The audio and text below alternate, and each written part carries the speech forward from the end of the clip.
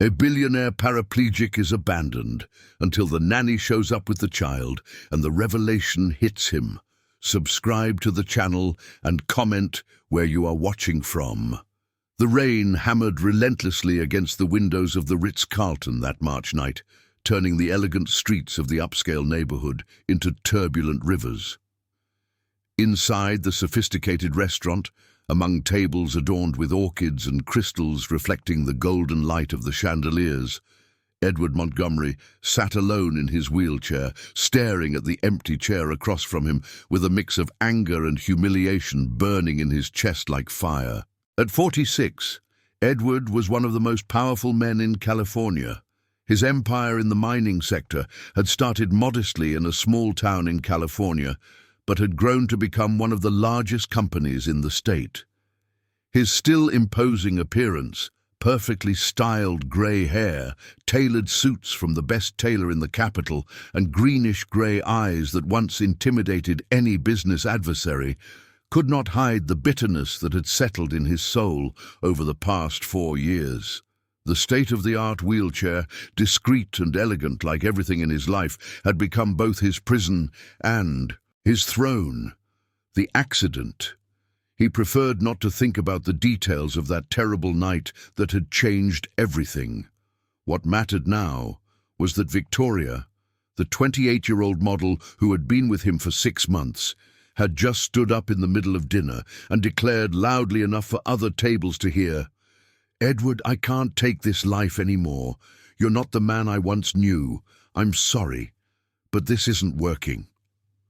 The words echoed in his mind as he remained there, too proud to leave, pretending to read emails on his phone to disguise the humiliation. The waiters circulated discreetly, avoiding his gaze, and he could feel the whispers and curious stares of the other patrons.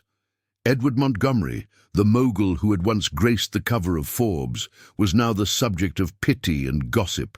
It was in this moment of deep bitterness that she entered. The restaurant door opened with the sound of rain momentarily flooding the air-conditioned space, and a young woman appeared carrying a girl of about 5 in her arms. Both were soaked, hair plastered to their faces, simple but clean clothes clinging to their bodies from the storm's water. The woman looked around with evident embarrassment, clearly aware that she did not belong in that place. "Excuse me," she said to the approaching maitre d' with a disapproving air. "Can we take shelter here just until the rain passes? My daughter is shivering from the cold." Her voice carried the sweet accent of the South, but there was a dignity in her that caught Edward's attention. The woman was naturally and unpretentiously beautiful.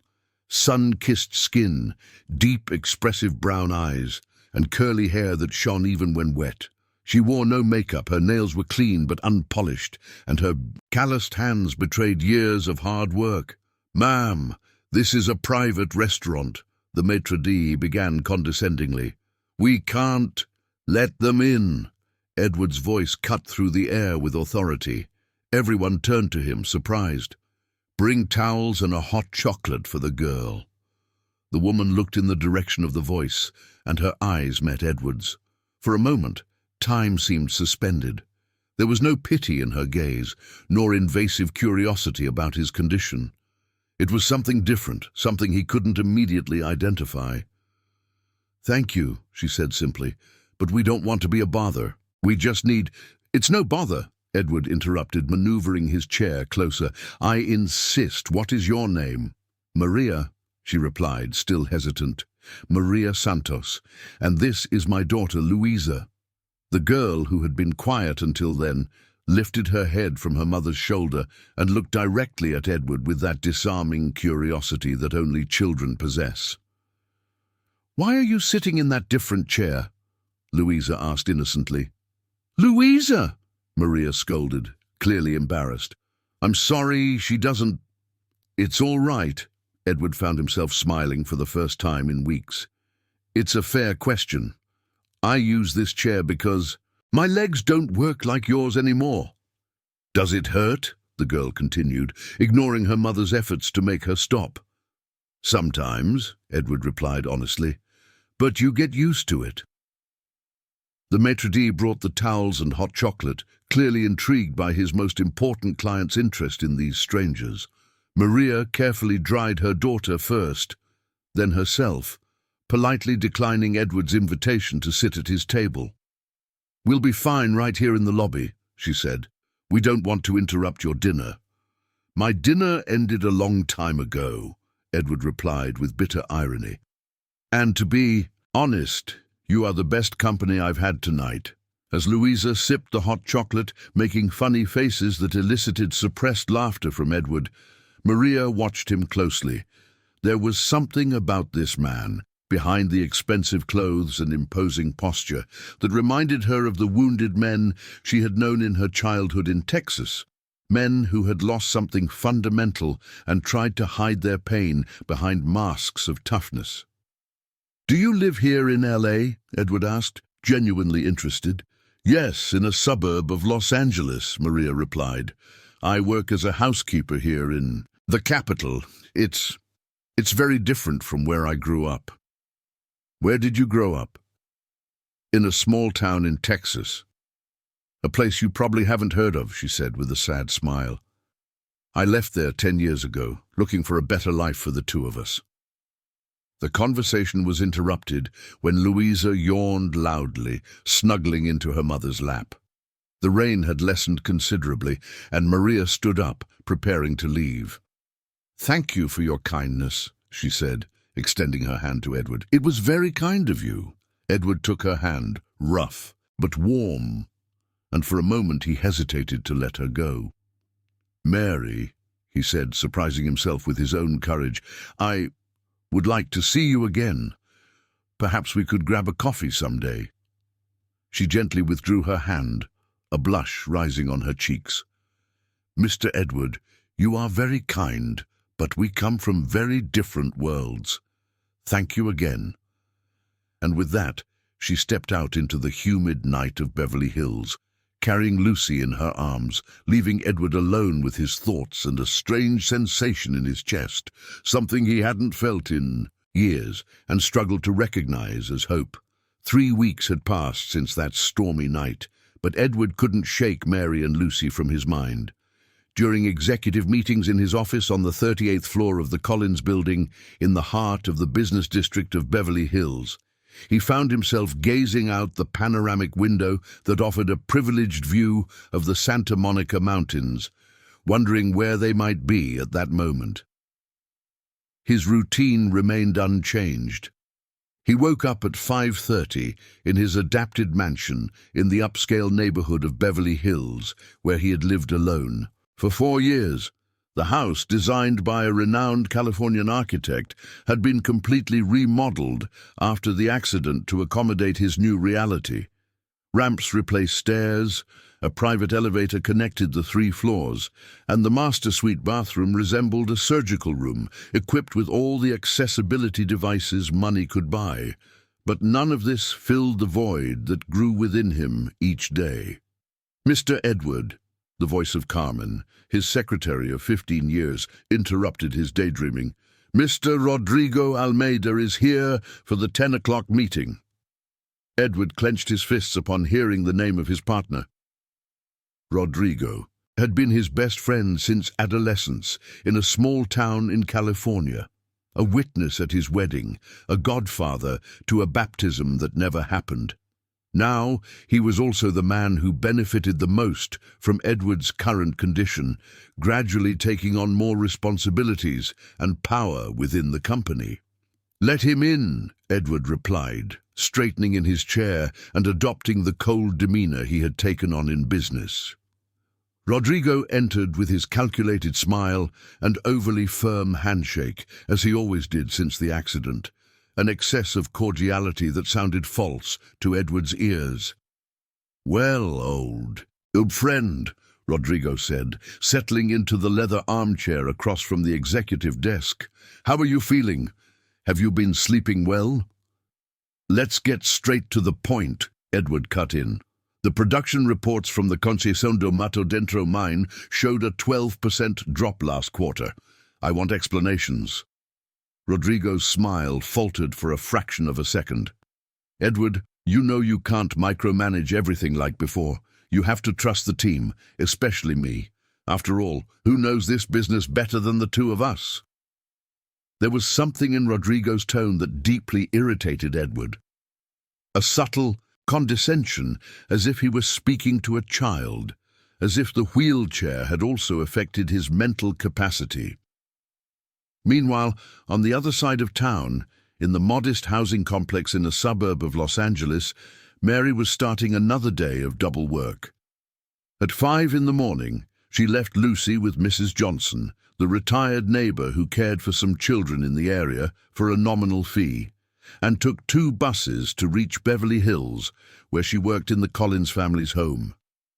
The house was a 3-story mansion with a pool, immaculate garden, and 5 bedrooms, where Dr. Richard Collins, a renowned plastic surgeon, lived with his wife Helen, a former model now dedicated to social life, and their 2 teenage children who treated Mary as if she were invisible. "Mary, have you seen my pearl earring?" Helen shouted from the master suite, not even looking at her. "The one that costs more than your 3-month salary." Mary swallowed the humiliation dry, as she did every day. "I haven't seen it, Mrs. Helen. Would you like me to look for it?"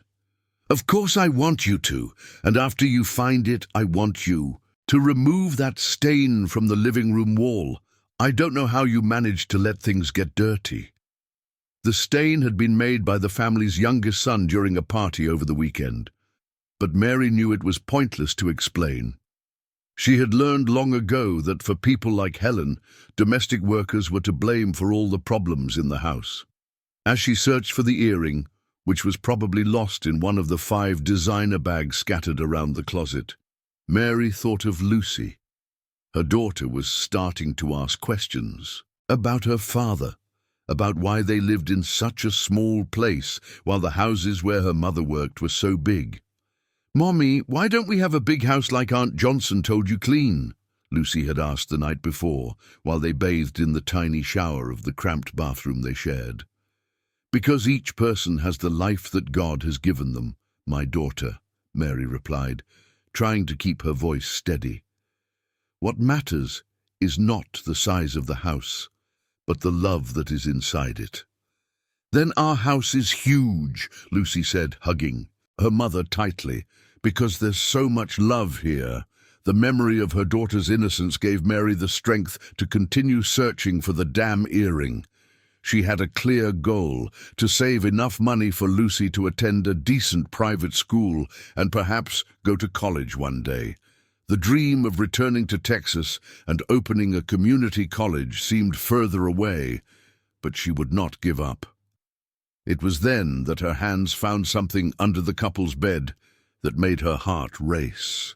The earring was there, but along with it was a blue velvet box containing a woman's ring, different from the one Helen wore.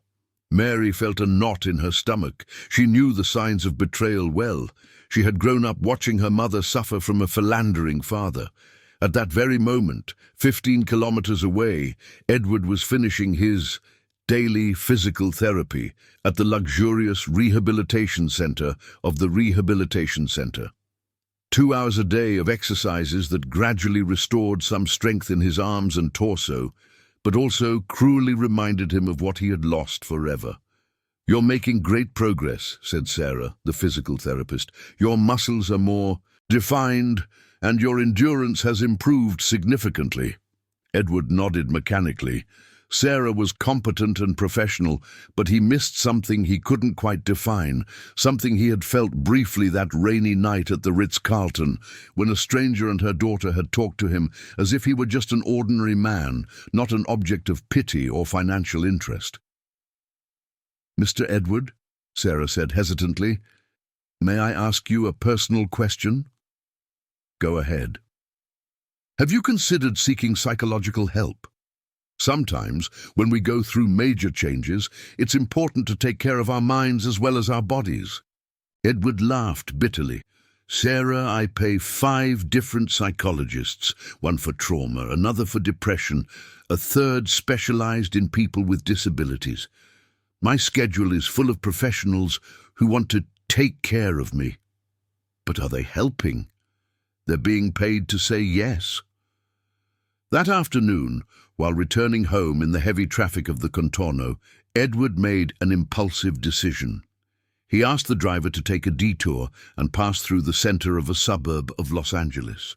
He didn't have a specific plan, just a vague hope of running into Mary and Lucy by chance. It was an absurd idea, and he knew it. The suburb had over 600,000 inhabitants. What were the chances of finding them wandering around on an ordinary Wednesday afternoon? But sometimes fate conspires in mysterious ways. The traffic light at John Caesar Avenue stubbornly remained red for almost 5 minutes, and Edward drummed his fingers on the side of his wheelchair, questioning his own sanity. What the hell was he doing in a suburb of Los Angeles on a Wednesday afternoon, looking for a woman he had only met once? He was about to ask the driver to turn back when his eyes caught a familiar scene on the sidewalk. Lucy was running between the tables of a small popular diner, chasing a tabby cat while Mary finished cleaning one of the outdoor tables. She wore a simple apron over a faded blue blouse, and her hair was tied back in a practical ponytail. Even from a distance and performing such a mundane task, there was something in her movements that conveyed a natural dignity. "Mr. Edward," said Carlos, the driver, "do you know those people?" "Stop the car," Edward ordered, his heart racing. "I'm getting out here." Carlos looked in, the rearview mirror concerned. "Sir, are you sure? This isn't exactly the kind of place that—" "Carlos, I said to stop the car." The vehicle parked in front of Aunt Martha's diner, a small but clean establishment with white plastic tables and a hand-painted sign that read, "Home-cooked meals at fair prices." The smell of baked beans and chicken stew wafted through the open door, mixing with the typical lunchtime chatter. Edward maneuvered his chair out of the adapted car, ignoring the curious glances of passers-by. He wasn't used to being seen in places like this, much less without the protective shield of his social status. Here, he was just a man in a wheelchair, hesitantly approaching a popular diner. Lucy was the first to see him. "Mommy!" she shouted, dropping the cat and running toward Mary. "It's the handsome man in the cool chair!" Mary looked up from the table she was cleaning and froze for a moment. Edward was there, incongruous in his impeccable suit and wheelchair that cost more than the annual income of many families, smiling shyly at Lucy. "Hi, Lucy," Edward said, stopping a few feet away. "Do you remember me?" "Of course I do." "You're the man who gave me hot chocolate," the girl replied, approaching without any embarrassment. "Your chair is really cool. Can I try it?" "Lucy!" Mary hurried over, clearly embarrassed. "I'm sorry, Mr. Edward. She's very curious." "No need to apologize," Edward said, genuinely amused. "Actually, Lucy, my chair is only for people who need it, but I can show you how it works."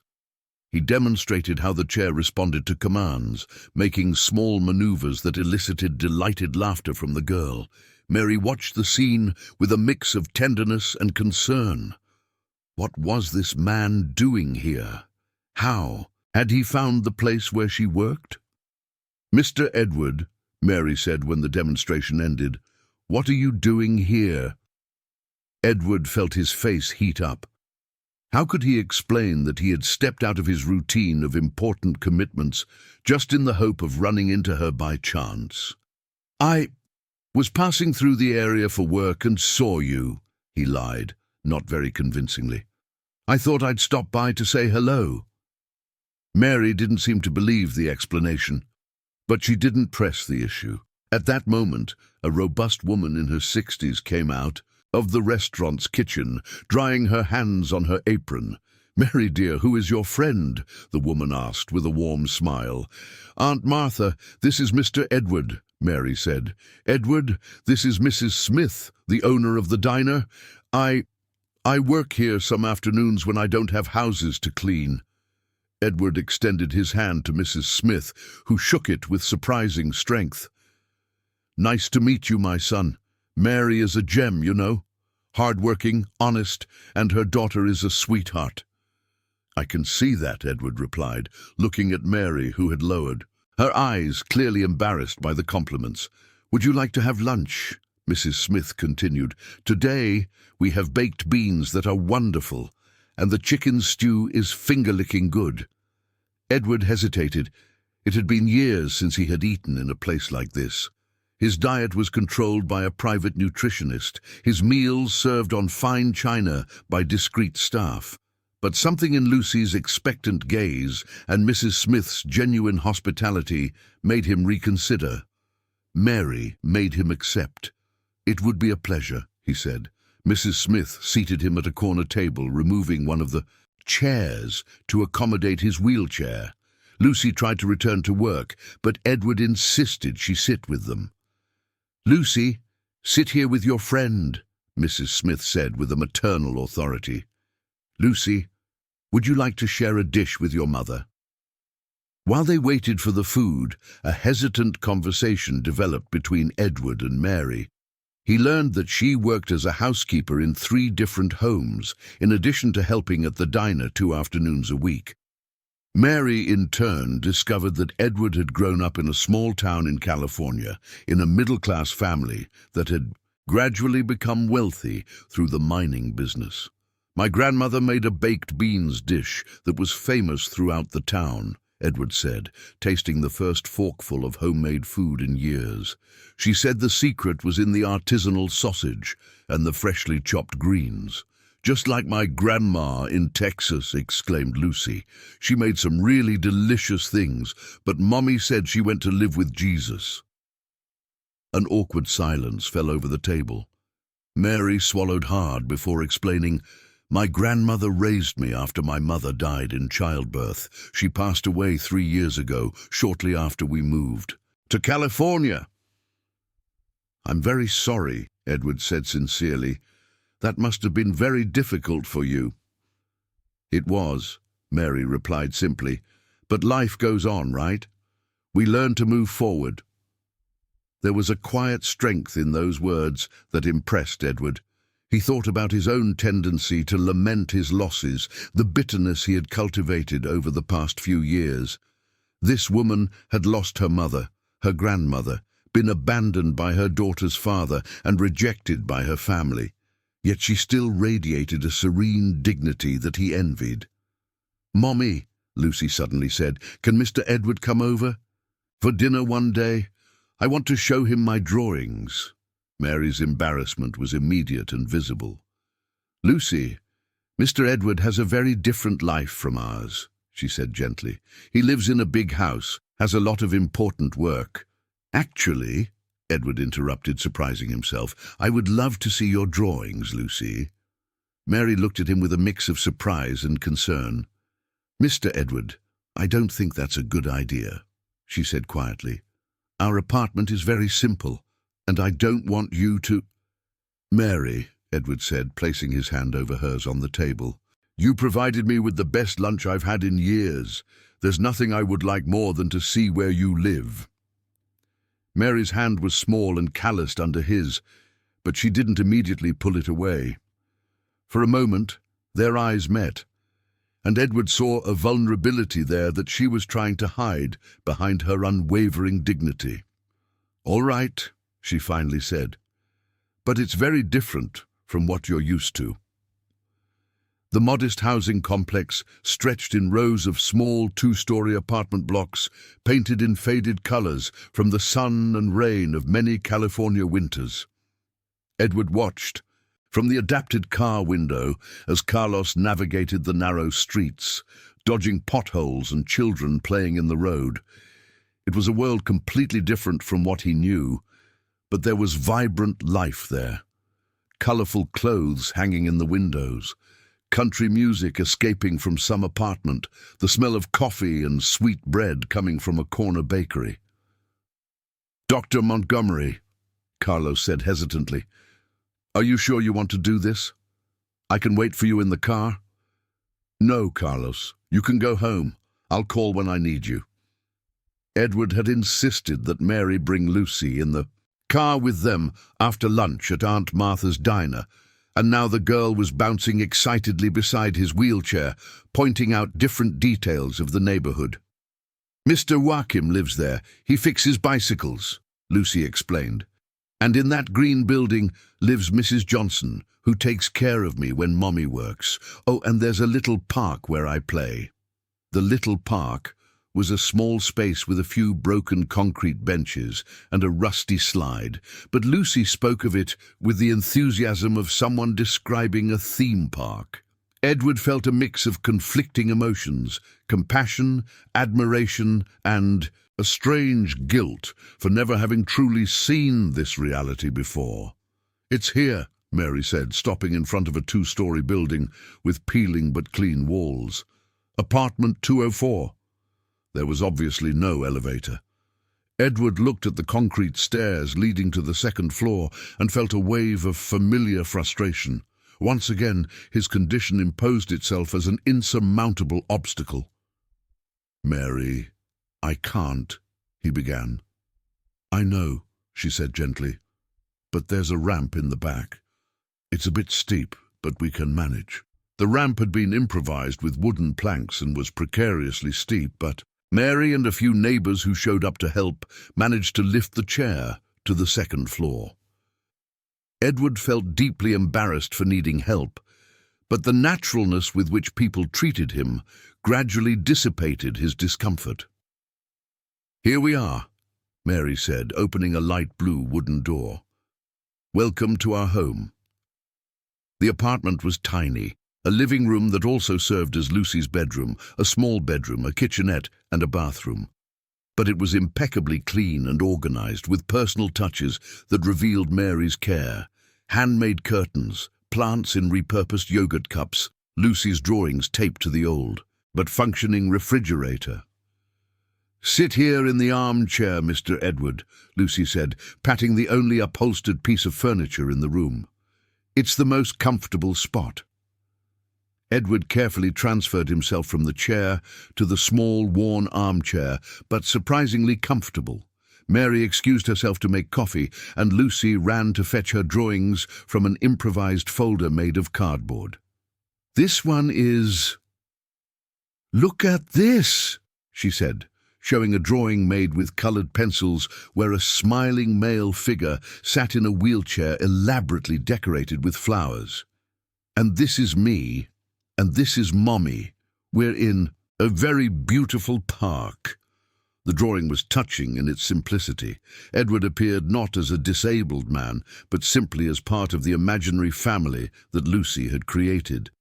His hands trembled slightly as he held the paper. "It's beautiful, Lucy," he said, his voice a bit hoarse. "Can I keep it?" "Of course! I'll make more for you." Mary returned from the kitchen with an improvised tray, 3 mismatched cups, a chipped but clean glass sugar bowl, and a plate of homemade cookies. "Sorry for the simplicity," she said, "but it's what we have to offer." "Mary," Edward said firmly, "please stop apologizing. This coffee is delicious, and I feel more welcome here than in many luxurious places I've been." And it was true. There was something about the atmosphere of that small apartment, a peace, an authenticity, that contrasted sharply with the elegant emptiness of his mansion in Beverly Hills. As they enjoyed coffee, Mary shared more about her life. She had left a small town in Texas pregnant with Lucy after the girl's father, a boy from the same town, abandoned her when he found out about the pregnancy. Her family, traditionally religious, did not accept the fact that she had become pregnant out of wedlock. "My grandmother was the only one who defended me," Mary recounted, her eyes shining with held-back tears. "She said it didn't matter what others thought, that I had to be strong for my daughter. She gave me her savings, $500, and told me to follow my heart." "Mommy is the bravest in the world," declared Lucy, hugging Mary. "She works so hard to take care of me." Edward watched the interaction between mother and daughter with a mix of admiration and melancholy. When was the last time someone hugged him with such spontaneity? When was the last time he felt truly needed in someone else's life? "And you, Mr. Edward?" Mary asked. "Do you have family?" Edward hesitated. How could he explain that his only living relatives were distant cousins, interested only in his inheritance? How could he convey the loneliness that consumed him in his luxurious home? "No," he said simply. "My parents passed away a few years ago and I never married. I have no children." "Why not?" Lucy asked with the typical frankness of children. "Lucy!" Mary reprimanded, but Edward raised his hand. "It's okay. That's a fair question." He looked at the girl seriously. "I think I was always too busy with work. I thought I had time for those things later. But now you can have it," Lucy said excitedly. "Aunt Johnson always says it's never too late to be happy." The innocence of the observation hit Edward like a punch to the stomach. A 5-year-old had just summarized the entire tragedy of his adult existence. Edward's phone rang, interrupting the moment. It was Carmen, his secretary. "Mr. Edward, Mr. Robert is urgently looking for you. He said there's an important meeting at 4 that can't be postponed." Edward looked at the clock. It was already past 3:30. In his life before the accident, he would never have lost track of time like this. Business always came first. "Tell Robert I'm on my way," he said, hanging up the phone. "Do you need to go?" Mary asked, noticing the change in his expression. "I do," Edward replied, but for the first time in years, it brought him no satisfaction. "But I would love to come back here if you allow me." "Of course," Lucy said. "Can you come have dinner with us tomorrow? Mommy makes a pasta dish that's really delicious." Edward looked at Mary, who blushed slightly but nodded. "It would be an honor," he said. When Robert arrived to pick him up 20 minutes later, Edward felt strangely reluctant to leave. Lucy hugged him goodbye, a spontaneous and affectionate hug that left him emotional, and Mary walked him to the car. "Mr. Edward," she said when they were alone, "can I ask you a question?" "Of course. Why did you really come here today? And please don't tell me it was by chance." Edward looked into her eyes, seeing an intelligence and perception that impressed him.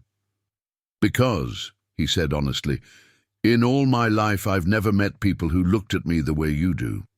Without pity, without interest, without judgment. Just as a man." Mary remained silent for a moment, absorbing the words. "But that's what you are," she finally said. "A man. The wheelchair doesn't change that." As the car drove away through the streets of a modest housing complex in a suburb of Los Angeles, Edward carried with him not only Lucy's drawing, but a feeling he had forgotten existed, the feeling of belonging somewhere. The meeting with Robert that afternoon turned out to be more tense than usual.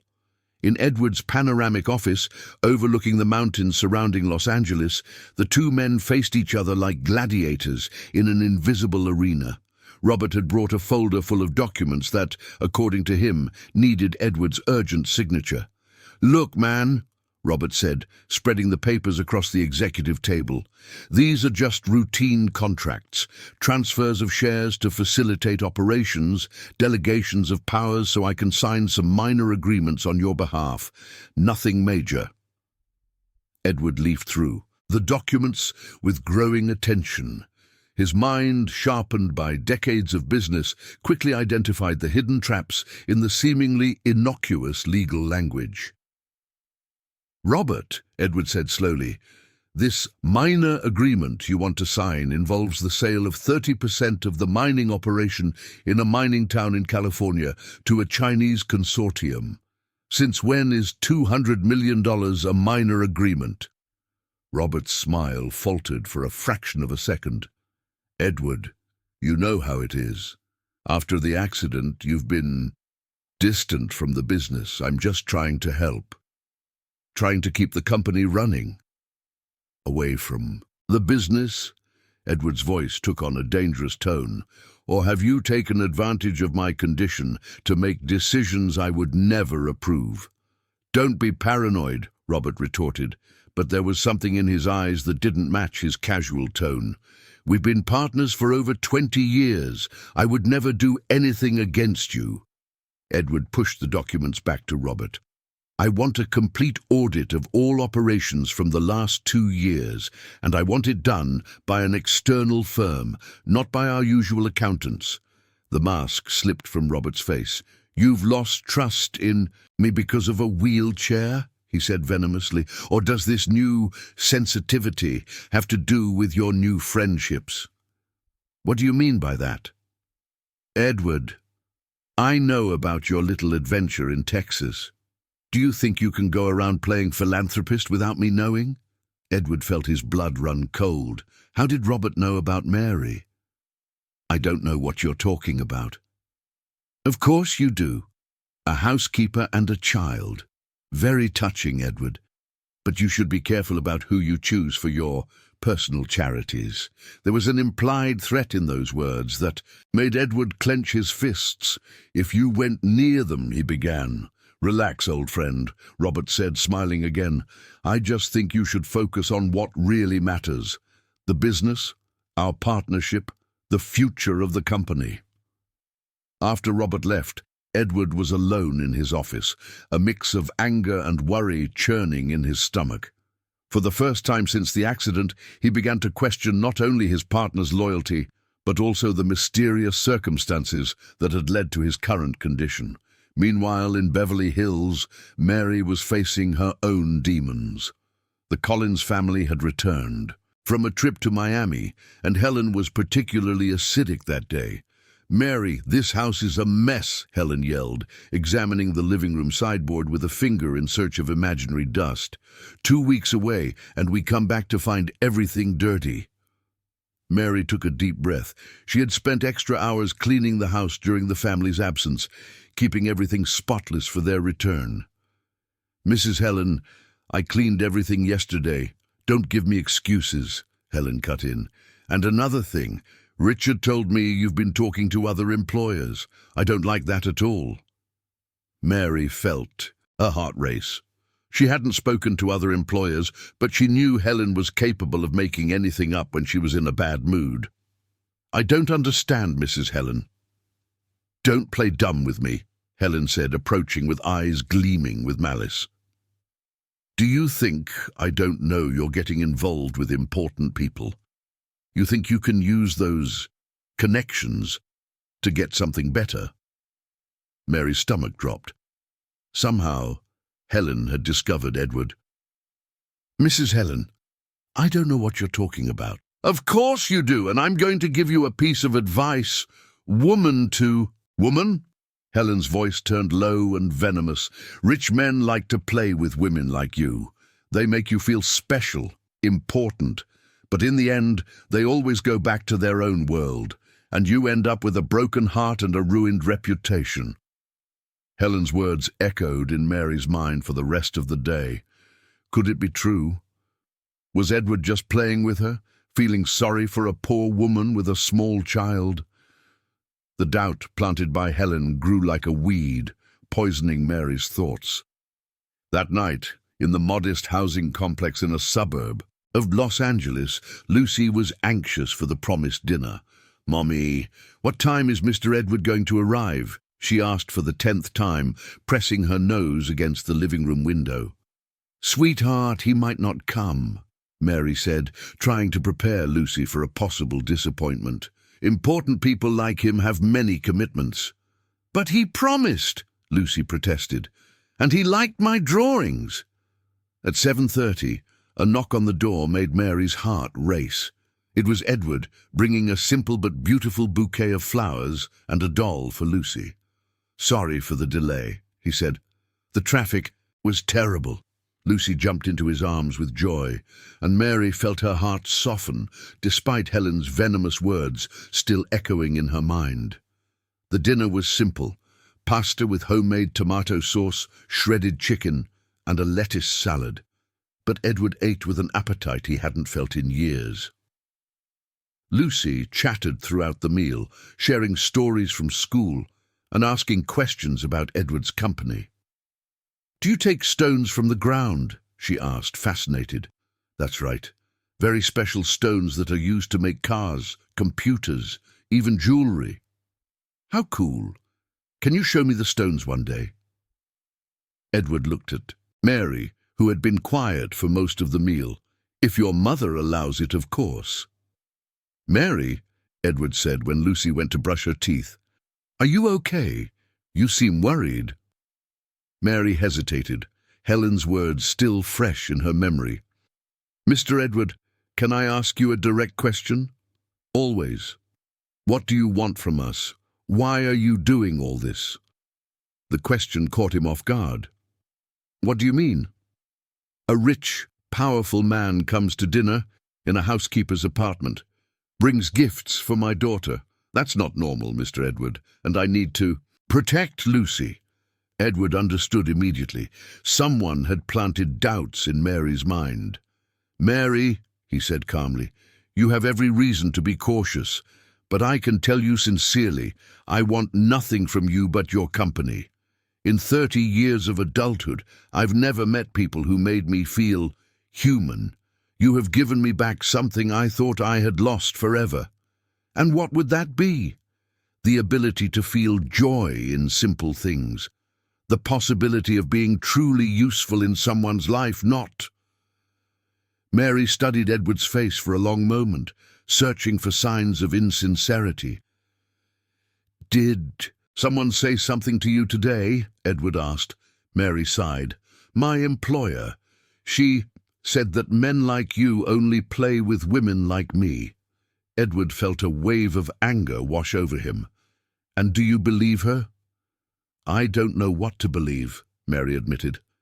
My life has always been very simple. Work, take care of Lucy, survive. This is all new to me. Edward made an impulsive decision. Mary, tomorrow is Saturday. How about you and Lucy spend the day at my house? I want you to see how I really live, meet the people I work with. That way you can form your own opinion about who I am. Mary looked at him in surprise. At your house? If you're up for it, Lucy can swim in the pool, you can relax, and we can talk without rush. No pressure, no commitment, just as friends. Lucy appeared at the bathroom door in her pajamas, having obviously overheard part of the conversation. Can we go, Mummy, please?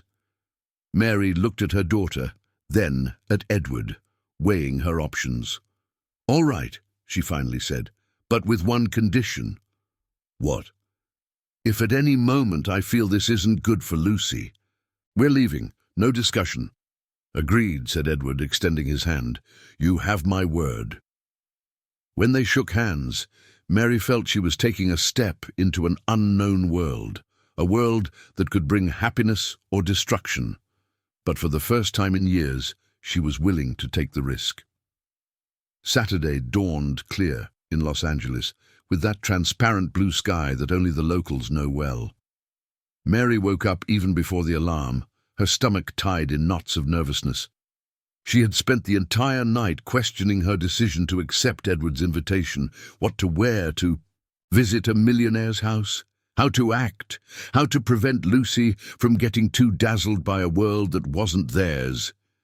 She chose her prettiest dress, a simple navy blue model she had bought on sale 2 years ago, and styled Lucy's hair into 2 braids adorned with colourful ribbons.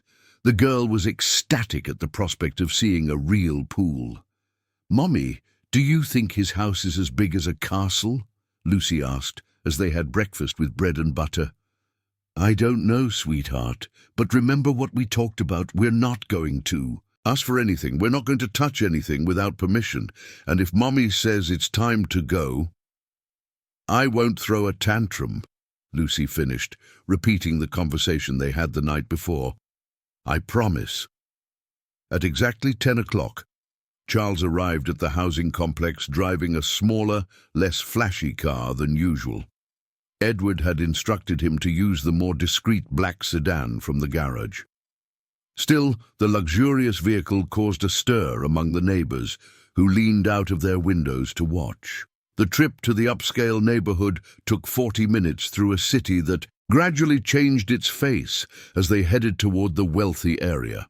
The modest homes of the suburb gave way to downtown buildings, then to middle-class neighborhoods, until they reached the mansions with tall gates and elaborate gardens of the richest region in Los Angeles.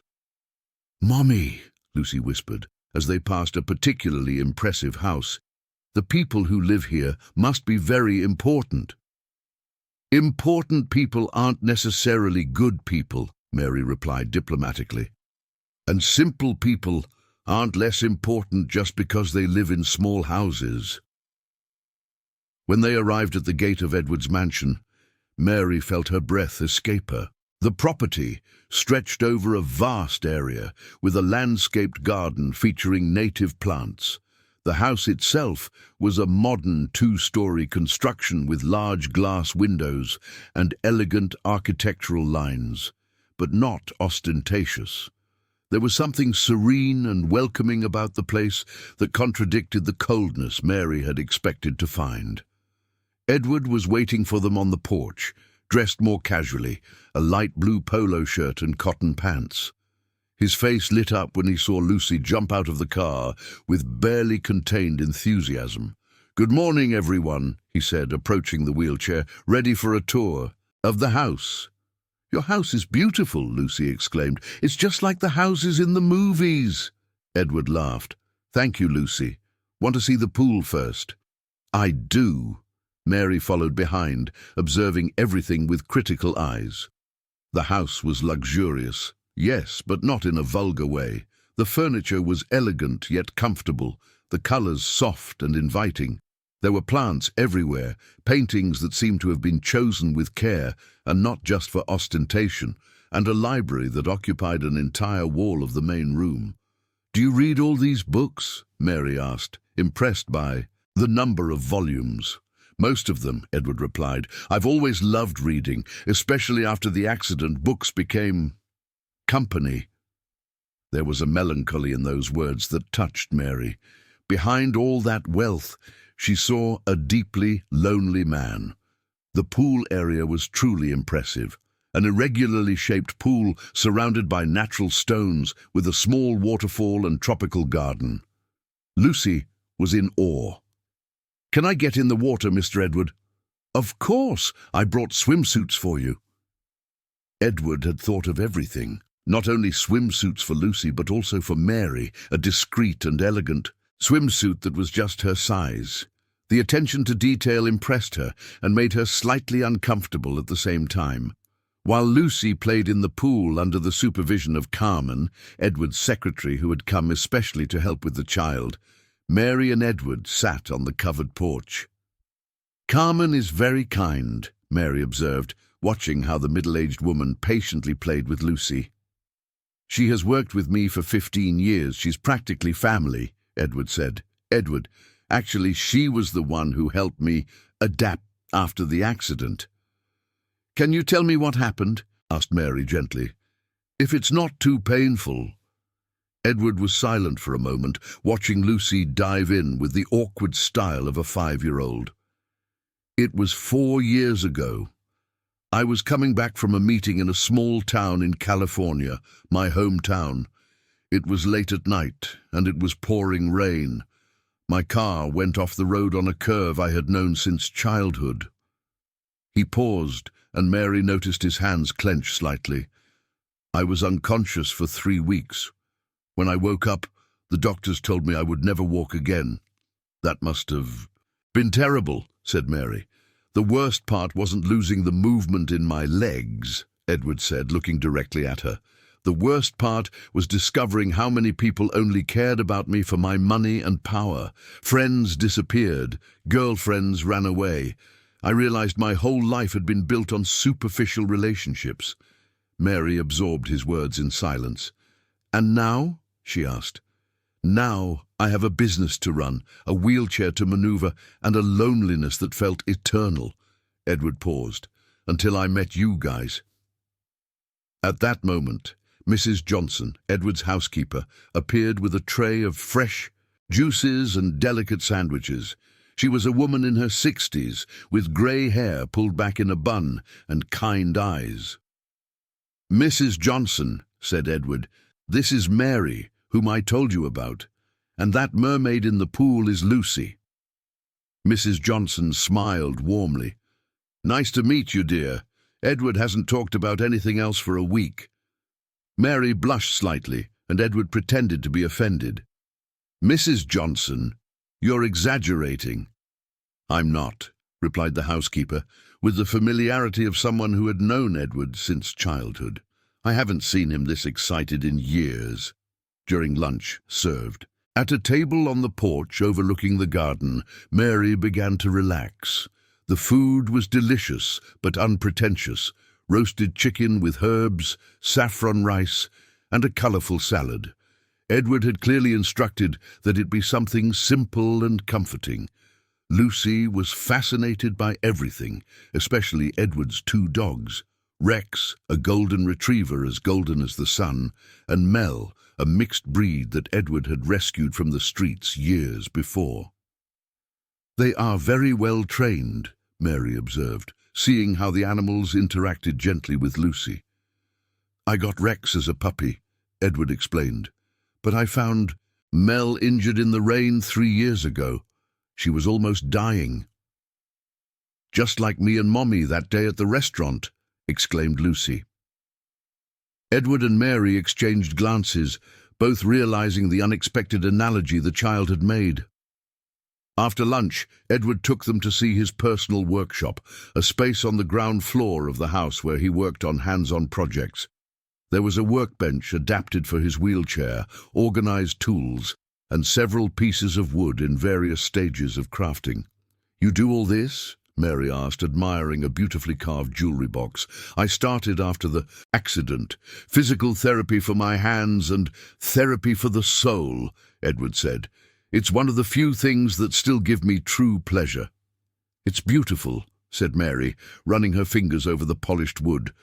"My grandmother always said that the work of the hands carries the soul of the maker." Edward looked at her in surprise. "Your grandmother was wise." "She was. She made cloth dolls to sell at the market. Each one was unique. Each had its own personality." "Do you still have any?" "I have one," said Mary, her voice choked. "The last one she made, before she passed away. I keep it for Lucy when she's older." The moment was interrupted by a joyful shout from the pool. Lucy had managed to swim a few meters on her own for the first time in her life. "Mommy! Mr. Edward, look, I can swim!" They rushed to see, and Edward positioned himself at the edge of the pool, encouraging Lucy with genuine enthusiasm. Mary watched the scene with a tight heart. There was so much love and care in that man. How could Helen be right about his intentions? In the afternoon, when Lucy napped in a hammock on the porch, Mary and Edward walked through the garden. He had transferred to a lighter manual wheelchair to navigate better through the stone paths. "Mary," Edward said suddenly, "can I ask you a personal question?" "Sure. What do you dream for the future, for you and for Lucy?" Mary thought for a moment. "I want her to study, to have opportunities I never had. I dream of going back to a small town in Texas one day and opening a community college, a place where mothers like me can work with dignity while their children receive a quality education." "That's a beautiful dream," Edward said sincerely, "and very generous." "And you? What's your dream?" Edward stopped the wheelchair and stared at the mountains in the distance. "You know, Mary, before the accident I thought I knew what I wanted. More money, more power, more success. Now, I just want to matter to someone. I want to be needed in a way that doesn't involve my bank account." "You matter," Mary said softly. "To me and to Lucy, you matter." Edward turned to look at her, and for a moment the air between them felt electrified. Mary felt her heart race, and for the first time allowed herself to admit that her feelings for Edward went far beyond gratitude or friendship. The moment was broken by a knock at the front door. Charles appeared on the porch with a worried expression. "Mr. Edward, Mr. Robert is here. He says it's urgent." The smile on Edward's face disappeared instantly. Tell him I'm busy." "I did, sir, but he insisted. He said he has information about your recent visits." Edward and Mary exchanged glances, both immediately understanding the implied threat. "What does he mean by that?" Mary whispered. "I'll find out," Edward said, his jaw tense. "Mary, you and Lucy stay here. Don't let him get close to you." As Mary entered the house, she felt a chill run down her spine. Whatever game Robert was playing, she and Lucy had just become pawns in it. Robert Anderson stood in the main room of the mansion, with the arrogant posture of someone who felt in control of the situation. He wore an expensive suit and a smile that didn't reach his eyes, examining the decor as if assessing the value of each piece. When Edward walked in, maneuvering his wheelchair with precise yet clearly tense movements, Robert turned with false cordiality. "Edward, my old friend," he said, opening his arms as if to give a hug. "Sorry to interrupt your day off, but we have important business to discuss." "Robert, I made it clear yesterday that I don't want to discuss business today," Edward replied, keeping his distance. "And what information did you say you had about my recent visits?" Robert's smile widened, revealing perfectly aligned teeth that resembled those of a predator. "Oh, Edward, you've always been naive about certain things. Do you think you can go around doing charity without it having repercussions? I don't know what you're talking about." "Of course you do. Mary Smith, 29 years old, from a small town in Texas. Works as a housekeeper, lives in a modest housing complex in a suburb of Los Angeles, single mother of a 5-year-old girl." Robert recited the details as if reading a report. "Impressive how you managed to gather such detailed information about her in such a short time." Edward felt his blood run cold. How do I know?" Robert laughed. "Edward, I have my resources. And you've been very careless lately. A man in your position cannot afford to be impulsive." At that moment, Lucy came running through the patio door, still wearing her wet swimsuit, followed by Mary, who was trying to catch up with her. "Mr. Edward, I swam to the other side of the pool all by myself," the girl shouted, stopping abruptly upon seeing the stranger in the room. The silence that followed was tense and heavy. Robert observed Mary and Lucy with an evaluative gaze that made Mary instinctively pull her daughter closer to her. "So these are your new friends," Robert said slowly. "What an interesting coincidence." "Robert," Edward's voice had a dangerously warning tone, "I suggest you leave, now." "Oh, but I just arrived, and I'm so curious to get to know Mrs. Smith better." Robert stepped closer to her with calculated strides. "Tell me, my dear, did you know that your generous friend Edward has some skeletons in his closet?" "I don't understand what you mean," Mary replied, lifting her chin with dignity, despite the evident fear in her eyes. "Of course you don't understand, but perhaps you should know that the accident that left our dear Edward in a wheelchair wasn't exactly an accident." The world seemed to stop. Edward turned pale, and Mary felt the ground disappear beneath her feet. "What do you mean by that?" Edward asked, his voice low and dangerous. "Well, Edward, you've always suspected it, haven't you? That road you knew like the back of your hand, the car that mysteriously lost control on a simple curve, the brakes that failed just that night." Robert savored each word like fine wine. "Did you really think it was just bad luck?" "You!" Edward's voice exploded with a fury that Mary had never seen. "Did you do that to me?" "Me?" Robert feigned surprise. "Edward, what a terrible accusation! I am your best friend, your loyal partner. Why would I do such a thing?" "Because you wanted control of the company," Edward said, the pieces of the puzzle finally falling into place. "Because you knew I would never willingly give you that much power." "Prove it," Robert said simply. "Prove that it wasn't just an unfortunate accident. Prove that I had anything to do with it." Mary held Lucy so tightly that the girl began to squirm uncomfortably. She didn't fully understand what was happening, but she sensed the deadly tension in the air.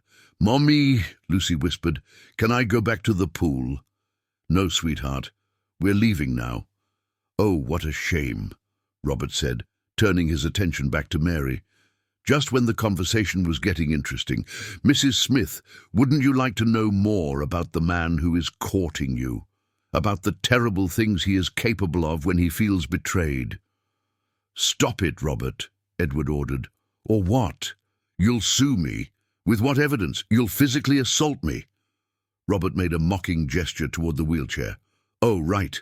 You can't." The cruelty of those words hit Edward like physical blows. Mary saw the man she had known, strong, dignified, protective, collapse before her eyes. "Mr. Anderson," Mary said suddenly, her voice cutting through the air like a blade, "I don't know what kind of man you are, but I can see exactly what you're doing right now. You're trying to destroy a good man because you're jealous of him." Robert turned to her with genuine surprise. "Excuse me? You heard me right. I know men like you. I had a father like that, who only felt big when he was belittling others. The difference is that my father at least had the excuse of being poor and uneducated. You have no excuse." "Mary!" Edward tried to interrupt her. "Don't get involved in this." "No, Edward, I need to say this." Mary stepped closer to Robert, and despite the difference in social class and economic power, it was he who backed down. "You may have money, power, influence, but I know the difference between a good man and a man without character, and you, with all due respect, have no character at all." Robert's face twisted with rage. "You don't know who you're talking to, you—" "Be careful." Edward's voice cut like steel. "Be very careful what you say in my house to a woman who is mine." "Guest." Robert took a deep breath, clearly struggling to regain control. "Very well," he finally said. "I see you've made your choice, Edward. I hope you're ready for the consequences." "What consequences?"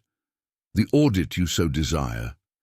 You're going to discover some very interesting things about operations that were conducted in your name while you were indisposed after the accident.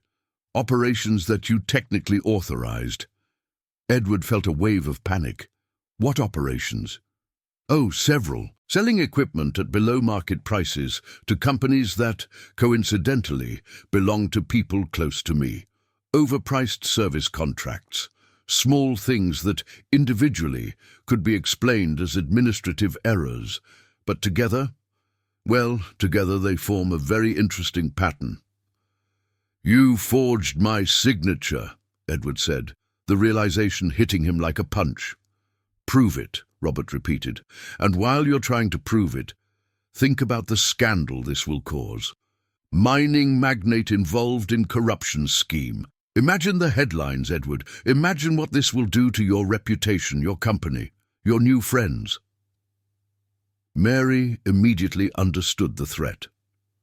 Robert wasn't just attacking Edward. He was using her and Lucy as leverage. "Leave them out of this," Edward said. "Impossible, my dear friend. They are already involved. The moment you brought them into your world, they became part of the game." At that moment, Mrs. Johnson appeared at the door with a worried expression. "Mr. Edward, sorry to interrupt, but there are two men at the front desk, saying they are from the Federal Bureau of Investigation." Robert's smile widened. "What a coincidence," he said. "It seems someone made an anonymous report about irregularities in your company." Edward felt the world collapse around him. In a matter of minutes, his life had turned into a nightmare, but when he looked at Mary and saw the determination in her eyes, not fear, not despair, but a quiet and unwavering strength, he knew he wouldn't face this battle alone. "Mr. Edward," Mary said calmly, "whatever happens, we will stand by your side." And at that moment, in the face of his best friend's betrayal and the threat of imprisonment, Edward understood that he had found something more valuable than his entire empire. He had found someone who believed in him when the whole world doubted. The tea battle was just beginning. The agents from the Federal Bureau of Investigation entered the mansion with the cold efficiency of those who had conducted hundreds of similar operations. Detective Mark Roberts, a middle-aged man with graying hair and keen eyes, presented the search warrant with the professional courtesy that the situation required. Mr. Edward Montgomery, I need to inform you that there is an ongoing investigation into possible financial irregularities in your company. We have a court order to seize documents, computers, and any material that may be related to the activities of Montgomery Mining. Edward received the document with hands that trembled slightly, not from fear, but from contained anger. Robert remained in the room, watching the unfolding events with barely concealed satisfaction. "May I examine the warrant?" Edward asked, keeping his voice steady despite the storm raging inside him. "Of course, you have every right." As Edward read the document, Mary kept Lucy close, trying to shield the child from the tension in the air. The girl, confused by all the commotion, clung to her mother with wide eyes. "Mommy," Lucy whispered, "is Mr. Edward in danger?" "No, sweetheart," Mary replied, although she wasn't sure if she was. "And telling the truth, sometimes adults need to solve complicated problems." "Detective Roberts," Edward said after examining the warrant, "may I know who made the report?" "Mr. Montgomery, you know that anonymous reports are protected by law, but I can tell you that the evidence presented is substantial." Edward shot a look filled with hatred at Robert, who pretended to be examining a painting on the wall with renewed interest. The search lasted 3 hours. The agents were meticulous but respectful, seizing computers, financial documents, and even some of Edward's woodworking projects. Apparently, any item that could contain relevant information was under suspicion. Throughout this time, Mary remained there, refusing Edward's suggestions that she and Lucy leave. "We are not abandoning you now," she said firmly when he insisted for the 3rd time. "If you are facing problems, we face them together." Mary's unwavering loyalty touched Edward deeply, but it also heightened his concern.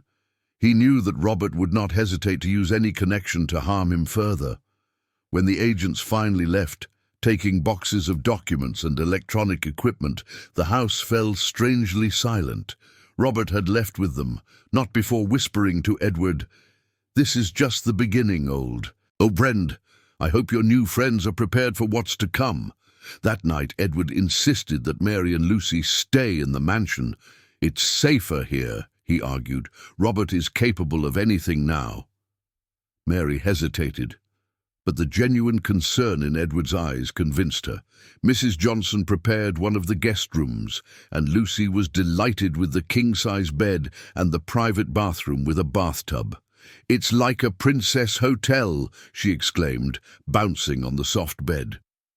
After Lucy fell asleep, Edward and Mary sat on the porch, the night silence of the mountain range in California contrasting sharply with the chaos of the day.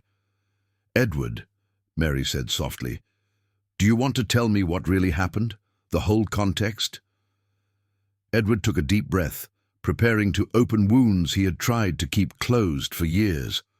"Robert and I founded the company together 20 years ago. I brought the ideas and leadership, he brought the political connections and the ability to, let's say, navigate murky waters.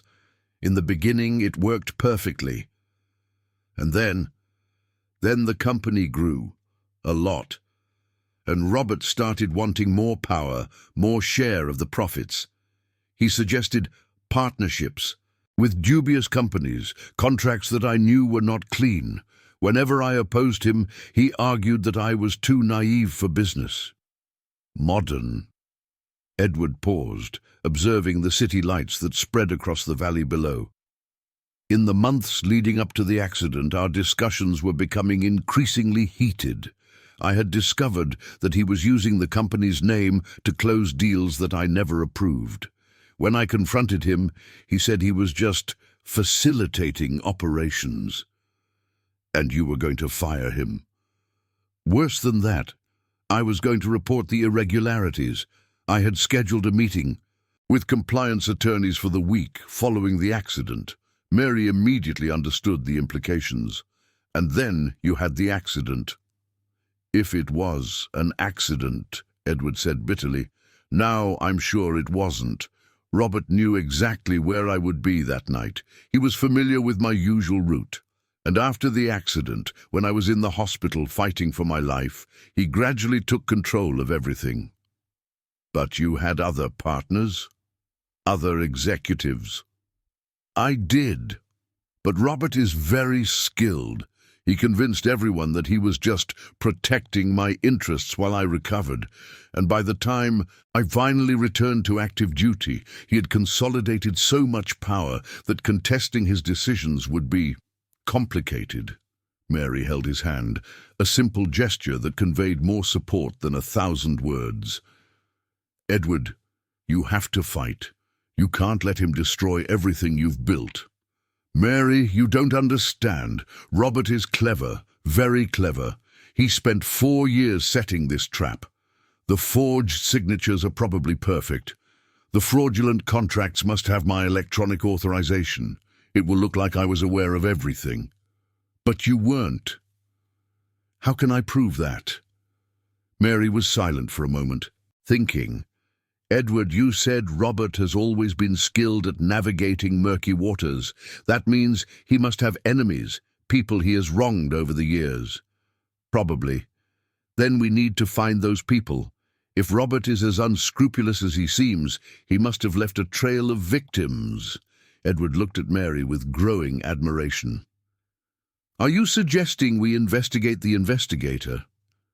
I'm suggesting we fight, Mary replied determinedly. You showed me a life I never thought possible. Now it's my turn to help. At that moment, Edward's phone rang. It was an unknown number. Hello? Mr. Montgomery? This is journalist Carla Santos from the state of California. Would you like to comment on the corruption allegations circulating about your company? Edward hung up immediately, but the phone rang again seconds later. Another journalist, and then another. How did they get my personal number? Edward asked, hanging up the device. Robert, Mary said simply. He wants public pressure. She was right. The next morning, the headline of California's leading newspaper was devastating. Mining tycoon under investigation for corruption and money laundering. The article, clearly fueled by strategic leaks, described alleged irregularities dating back years, portraying Edward as a mastermind of a sophisticated embezzlement scheme. Worse still, there was a photo of Mary and Lucy leaving the mansion the day before, with an insinuating caption, "Investigated businessman maintains relationship with housekeeper amid scandal." They photographed you, Edward said, horror and guilt mixing in his voice. Mary, I'm so sorry. I should have foreseen this. But Mary showed no fear or regret. On the contrary, there was a fierce determination in her eyes. Edward, she said calmly, do you know any trustworthy private investigators? Why? Because we are going to uncover the truth about Robert Anderson. And when we do, he will pay for everything he's done. The woman Edward had known as a humble housekeeper had transformed before his eyes into a silent warrior, willing to face any adversary to protect those she loved. And in that moment, Edward knew that no matter what Robert had planned, he had completely underestimated the power of a woman determined to fight for justice. The real battle was just beginning. The next 3 weeks were the most challenging of Edward's life, but they also revealed Mary's extraordinary strength. While the media continued to attack him daily and the company's business plummeted, she had become his anchor, organizing meetings with lawyers, researching legal precedents, and coordinating the private investigation they had hired. Detective Charles Matthews was a former police officer with 20 years of experience in corporate corruption cases. a discreet middle-aged man capable of becoming invisible when necessary, with a network of contacts that extended throughout the state of California. "Mr. Edward," Matthews said during a morning meeting at the law firm Edward had hired, "we have gathered interesting information about Mr. Roberts' activities over the past 5 years. Edward, Mary, and Dr. Frank Collins, the most respected criminal defense attorney in Los Angeles, leaned forward, attentive. We discovered that Robert maintains business relationships with at least 7 companies that have been investigated for money laundering in the last 3 years. All of these companies hired services from Montgomery Mining during the period you were recovering. Is that enough to prove my innocence?" Edward asked. "It's a start," Dr. Collins replied. "But we need more. We need direct evidence that these contracts were made without your knowledge or approval." "I have an idea," Mary said suddenly. Everyone turned to her. "Edward, you said Robert has always been very careful. Not to leave traces, but very careful people sometimes make mistakes due to overconfidence. What are you thinking?" "If Robert forged your signature so many times, he must have practiced. And vain people like him often keep trophies of their deeds." Matthews smiled with admiration. "Are you suggesting he might have kept drafts of the forged signatures?" "I'm suggesting he kept something, some record, some proof of how clever he was in deceiving everyone. Men like him need to feel superior." Dr. Collins nodded thoughtfully. "It's an interesting theory, but how would we prove it?" "We need to get into his office," Mary said simply. "That would be—" "Property invasion," protested Dr. Collins. "Any evidence obtained this way would be inadmissible." "Not if someone with authorized access stumbled upon that evidence," Mary said with an enigmatic smile. Edward looked at her with growing curiosity. "Mary, what are you plotting?" "Remember Carmen, your secretary. She worked at the company for 15 years. She must know every corner of that building."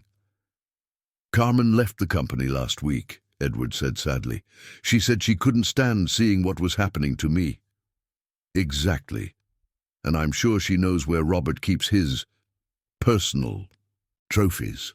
That afternoon, Edward, Mary, and Lucy headed to Carmen's apartment in a suburb of Los Angeles. The former secretary welcomed them with tears in her eyes. "Mr. Edward, I'm so sorry for everything. I know you're innocent. I worked for you for 15 years and know your character." "Carmen," Edward said, "we need your help. Anything I can do." Mary explained the theory about Robert hiding evidence of his activities. Carmen listened attentively, and gradually her face lit up. "I know exactly what you're talking about," she said excitedly. "Mr. Robert has a personal safe in his office. I always thought it was strange because the company already has a main safe, but he insisted on having one of his own." "Do you know the combination?" Mendez asked.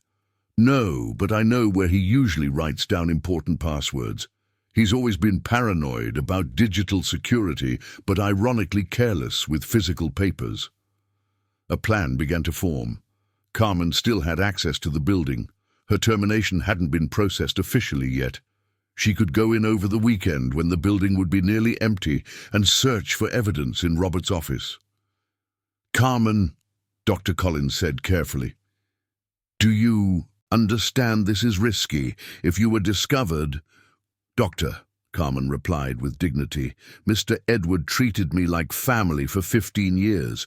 When my husband died, he covered all the funeral expenses without me asking. When my daughter needed surgery, he got her the best doctors. I would do anything for him." On Saturday night, Carmen executed the operation with the precision of a secret agent. She entered the building using her access card, went up to the 38th floor, and headed to Robert's office. The safe was where she remembered, behind a piece of modern art that Edward had always found pretentious. The combination was noted, as Carmen had predicted, in a personal planner that Robert kept in a locked drawer, but Carmen knew where he kept the key. Inside the safe, she found a treasure trove of evidence, drafts of forged signatures from Edward, correspondence with suspicious companies, and the most incriminating of all, a personal diary where Robert detailed his plans with the arrogance of someone who considered himself untouchable. One particularly revealing entry, dated 2 weeks before Edward's accident, read, "EM is becoming a problem. His excessive conscience will ruin everything we've built. Perhaps it's time for him to have an accident. Nothing fatal, of course, just something to make him more malleable." Another entry, written days after the accident. "Perfect. EM is out of action indefinitely. I have a free hand to implement our plans. The Chinese contacts are eager to close the deal, and now I can sign on his behalf without interference." Carmen photographed every document, every page of the diary, every piece of evidence she found. When she finished, she had gathered enough material not only to clear Edward's name, but to send Robert to prison for decades. On Monday morning, Dr. Collins delivered all the material to the Federal Bureau of Investigation, accompanied by a formal petition requesting the dismissal of the investigation against Edward and the opening of an inquiry against Robert. The reaction was immediate. Within hours, arrest warrants were issued against Robert and his main accomplices. But when the agents arrived at Robert's luxury apartment in Beverly Hills, they discovered he had fled during the night. "Someone tipped him off," said Detective Ribeiro during a meeting with Edward and his lawyers. "He must have contacts within the system." "Are you going to find him?" Edward asked. "We will. Men like him can't stay hidden forever, and now we have enough evidence to convict him even in absentia."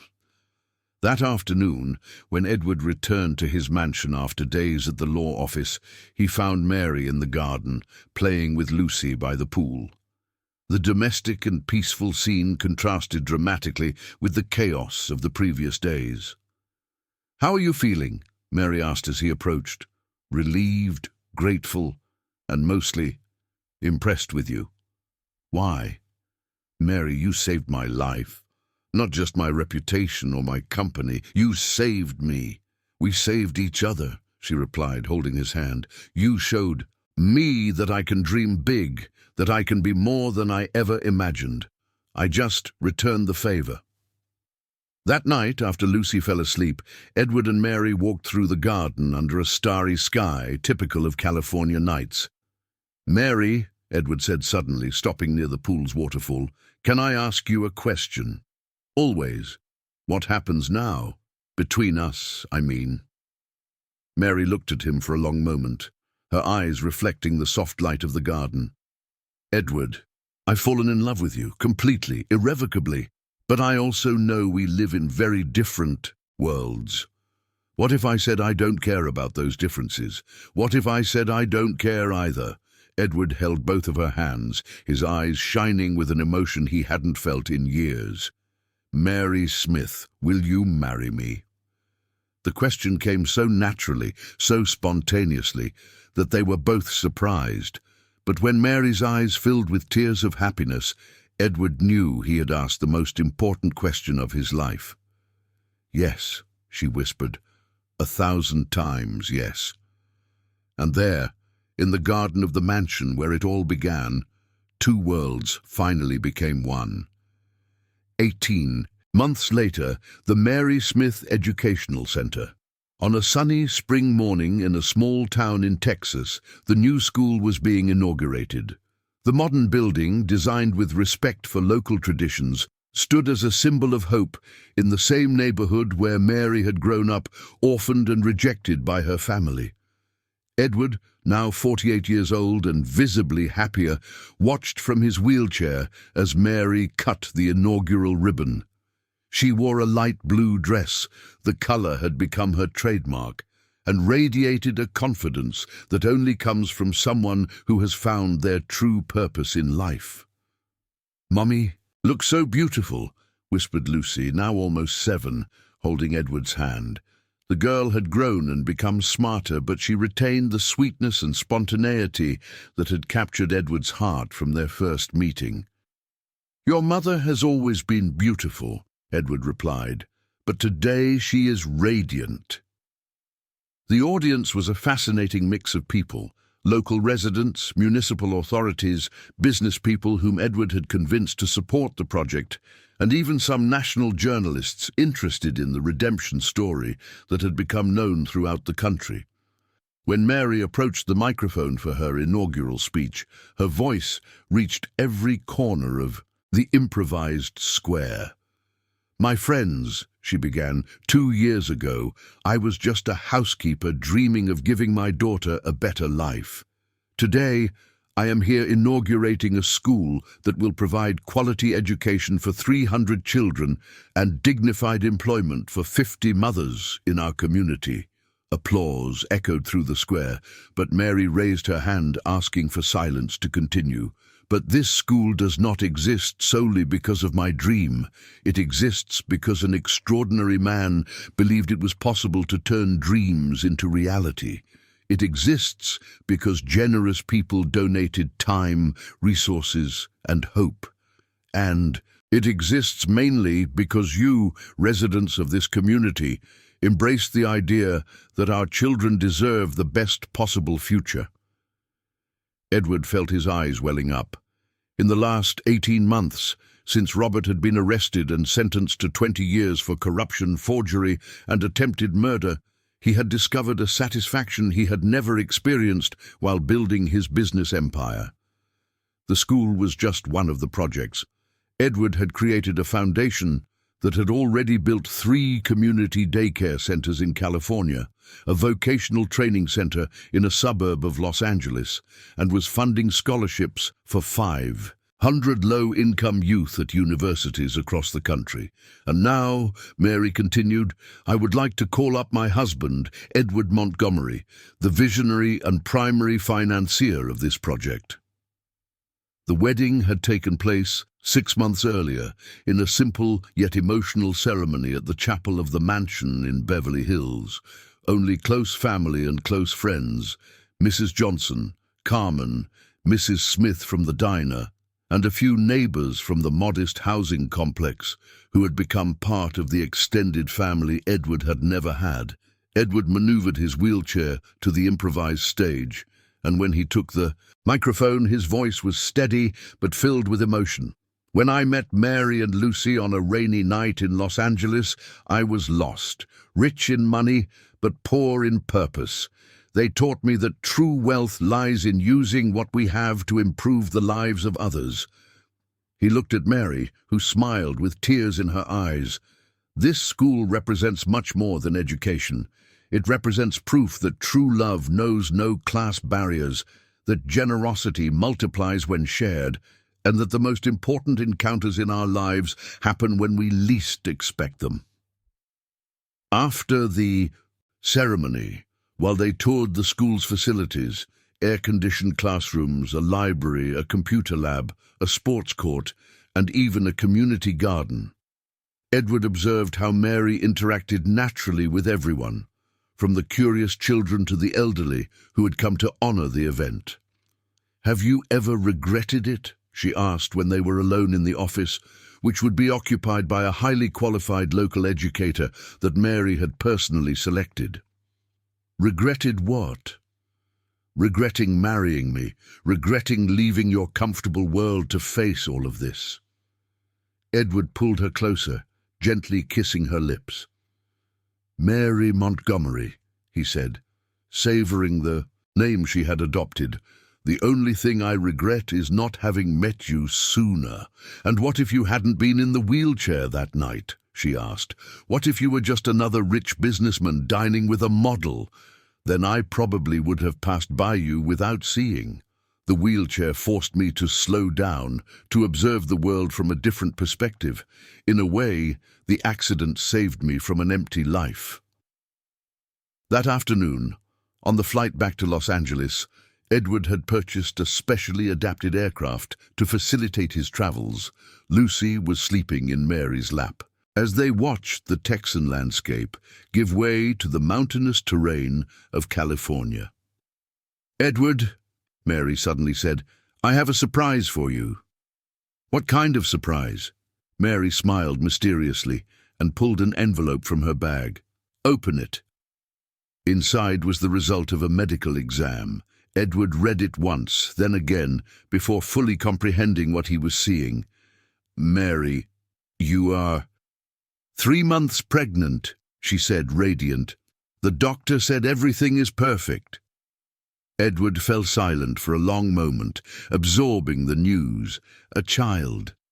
At 48 years old, when he had completely given up on the idea of having a family, life was giving him not only a wife and a stepdaughter he loved as his own, but also the prospect of being a biological father.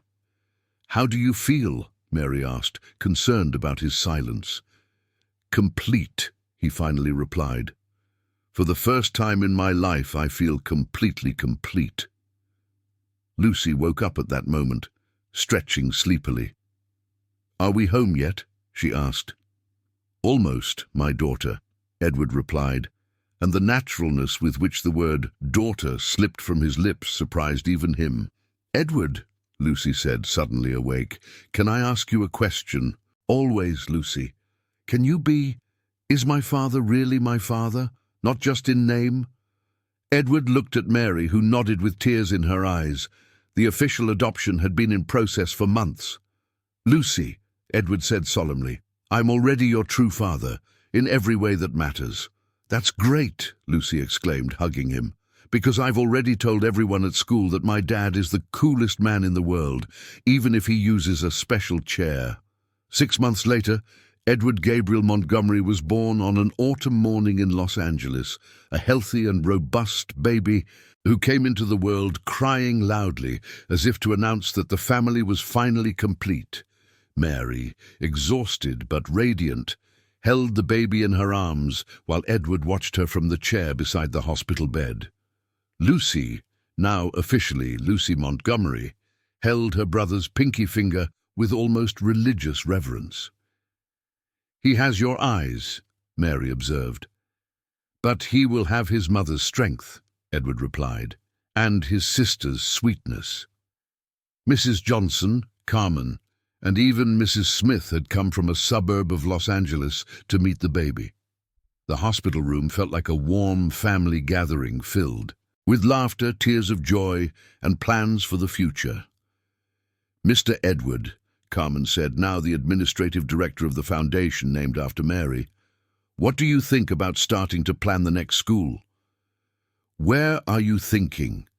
Edward asked, cradling the baby in his arms. "Itabira, your hometown. It would be a beautiful circle, don't you think?" Edward looked at Mary, who smiled approvingly at the idea.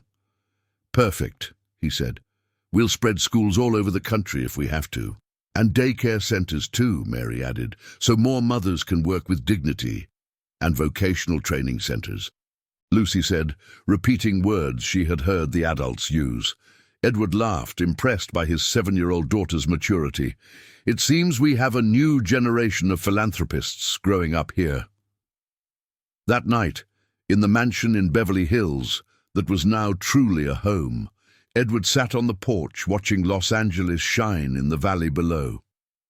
Mary was nursing Edward Gabriel in the living room, and Lucy was sound asleep in her room, surrounded by toys and books that had replaced the scarcity of her past.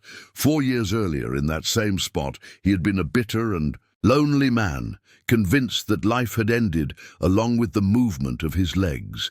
Now he was a husband, a father, and had found a purpose that went far beyond business profit. His cell phone rang, a text message from an unknown number. "Mr. Edward, I am Antonio, from the community of Villa Real in San Diego. I heard about your foundation's work. Could you help our community too? We have 400 children who need a school." Edward smiled. Another community, more children who could have a better future. Mary appeared on the porch with the baby sleeping in her arms. "What are you thinking about?" she asked, sitting on the arm of his chair. I was thinking that 4 years ago, I thought my life was over. In fact, it was just beginning. And now? Now I know that the best encounters in life happen when two different worlds touch and discover that deep down, they were always one. Mary leaned in and kissed him softly, while Edward Gabriel slept peacefully between them, and the lights of Los Angeles twinkled like stars in the valley. 3 generations of love, hope, and dreams fulfilled, proving that sometimes the most violent storms of life exist only to lead us to the safe harbor we were always destined to find.